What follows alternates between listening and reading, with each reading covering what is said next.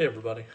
I was telling the story to a guy the other day, and he thought it was funny, might get a kick out of it. So, after a show one night, I'm in Ohio somewhere, some small town, and I had my merch table set up. Now, your merch table is after the show, you set up your table, you sell your shirts and your CDs and all this stuff. And the guy walks up to me, and he goes, "Hey, do you ever trade for that?" And I said, not generally. He goes, "What about if the next time you're in town, I fix you a chicken?" And I said, and the part that really caught me was that he said, "a chicken. I'm going to fix you a chicken." Now, sidebar here, I'm telling the story later to a guy, a buddy of mine who lives in New York. And he said the part that I think is weird about that is that he's going to fix chicken. I said, "Well, that's what you do with fried chicken. You fix it."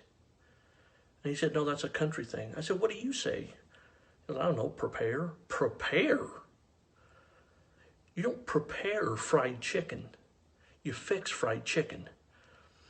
You know, if you've ever had a grandma that said, "I'm going to prepare you some fried chicken," her chicken sucks. I'll tell you that.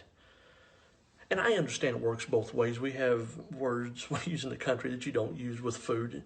You know, you don't say prepare with fried chicken the same way you don't say, "I'm going to rustle you up some escargot." You know, you've never had a mess of caviar, so it's fine. But anyway, back to the story. And the guy goes, "Well, I'll fix your chicken." I'm like, "No, man, that's okay. Don't worry about it." And he said, "Well, what about it? Like if I trade you a chicken?" "Dude, I don't want your chicken." He said, "Well, you said on stage that you like chicken." "Yeah, to fry and eat, not to raise and own. I don't want a chicken."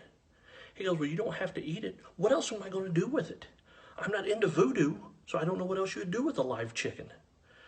He goes, "No, I just live right down the road. I can go get it." Dude, the proximity of your chicken house isn't really the problem here. So he gets mad and kind of stands to the side, and a woman walks up.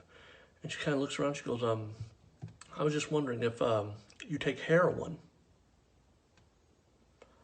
And I really threw me. I'm like, "Just in general? Or do you, or do you mean trade for a shirt?" And she goes, "Either way." And I'm like, "No, actually, I don't." And she was like, "Okay," and very polite, turned around and walked off. I looked over at Chicken Guy. I'm like, "What is that about?" He goes, "I think she wanted to trade heroin for a t-shirt." Well, then she's a worse business person than that guy. Because I'll tell you this, I don't know what heroin costs, but I would think it would have to be more than the price of a shirt. So I can't believe I have to say that, but if I ever am around and you're wanting to know if I trade for my shirts, generally the answer is no, but it's a definite no if you try to give me illegal drugs or poultry. See you guys.